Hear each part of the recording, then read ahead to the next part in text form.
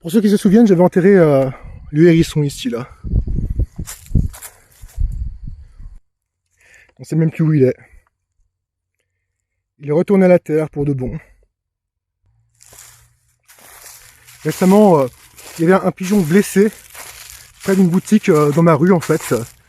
Et alors le pauvre pigeon, c'est dur de savoir trop ce qu'il avait, mais il n'arrivait plus à s'envoler, quoi, clairement. Il y avait, voilà, sans doute été soit chiqué par un chat, soit il s'est empalé à moitié sur un pic, là. Les gens mettent des pics à leurs fenêtres. Il s'était fait empaler là-dessus. En tout cas, il était très mal en point. Il saignait, ce qui était pas très bon signe. Je reviens de mes courses, en fait. Donc je vais chez moi, je décharge. Je retourne avec mon sac vide pour choper le pigeon. J'arrive à le choper dans mon sac pendant que tout le monde regarde. Pendant que tout d'un coup, il n'y a personne dans le village, mais là, il y a 40 personnes qui te regardent. C'est le mec à quatre pattes en train de choper son pigeon plein de sang, là. Je fous du sang partout. Et j'arrive à le mettre dans le sac quand même. Le pauvre pigeon, il piaille. Il est vraiment pas content du tout, mais il a quand même l'énergie, quoi, de se défendre. Donc c'était bon signe. Hop, je le mets dans le sac. Je vais vite chez moi, en fuyant les regards, en baissant la tête comme ça. Et j'arrive chez moi, je passe la porte, je pose le sac. Le pigeon était mort. Dans le sac, plein de sang. J'ai changé le sac. J'ai perdu 1 euro de sac. C'est un sac que j'avais depuis 2 ans déjà. Donc le fail. Sauvetage 0 sur 10. Voilà, du sang partout sur moi, dans le sac, dans la rue. Ouais, le fou du village, l'homme pigeon.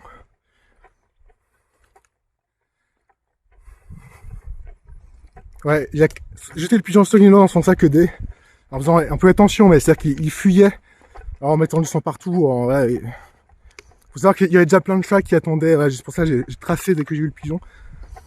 Déjà des chats qui attendaient de le finir, quoi. Et ben il est mort. J'ai rien pu faire. Dans le passé, j'ai souvent sauvé des pigeons. Ça me vient d'un ami que j'ai connu. Il habitait à Nantes. Il habitait dans une très grande tour à Nantes. La plus grande tour du département, je crois. En tout cas, c'est ce qu'il disait. Et c'est un alcoolique hardcore.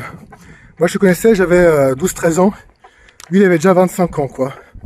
Mais il avait une nana, il avait une voiture et tout. Et on était un peu un groupe, quoi, avec lui. C'était un punk, il avait une crête et tout, quoi. Et ce mec-là, laissait toujours sa fenêtre ouverte en grand. La fenêtre de sa chambre. Il y avait une tonne de pigeons qui allaient et venaient. Toute sa chambre, c'était plein de caca de pigeons. Vraiment partout. D'ailleurs, à un moment, il a eu une intoxication au poumon, en fait. Qui n'était pas trop grave. Mais il avait la maladie, comme les gens qui passent trop de temps avec les poules. Et c'était l'ami des pigeons, quoi. Il sauvait spécifiquement les pigeons. Il n'y avait pas de chien, pas de chat. Et ce mec avait une copine, hein, c'est ça qui est vraiment étonnant. Quoique, en fait, parce que bon, le monde est bien fait et tout le monde peut trouver quelqu'un qui lui ressemble un peu, quoi. Mais sa copine était beaucoup plus, tout de même, propre, plus jeune aussi. Et alors, ce mec-là avait parfois des comportements un peu limites, quoi. Je me souviens très bien une fois, c'est vraiment un souvenir de jeunesse assez profond. Et 4h du matin, sa copine fait à bouffer pour tout le monde, des pâtes. Et c'est pas à son goût, parce qu'en fait les pâtes étaient froides. Je les ai passées sous l'eau froide, enfin je sais pas quoi. Et il l'insulte, en fait, je vais pas répéter exactement ce qu'il a dit, mais il la traite, et il dit c'est dégueulasse, refais-moi à bouffer vite. Et je me dis voilà, enfin normalement ça va changer, quoi, clairement. Et sa copine, elle prend le cendrier qui était plein et le verse dans les pâtes, dans les tagliatelles, les linguini. Et là il y a 5 secondes qui passent. Je me dis il va se lever, il va lui foutre une tarte, il va tomber par terre. On va être obligé de... Parce que bon, il faisait 2 têtes de plus que nous, quoi. C'était un mec... Encore une fois, il y avait au moins 10 ans de différence d'âge, au moins. Et il la regarde et je me dis, il va la tuer, quoi. Et il prend sa fourchette, il commence à bouffer.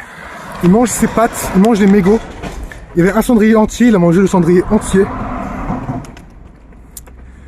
Et il a fini son assiette, quoi. Et donc c'est l'image que je garde de ce mec-là, quoi.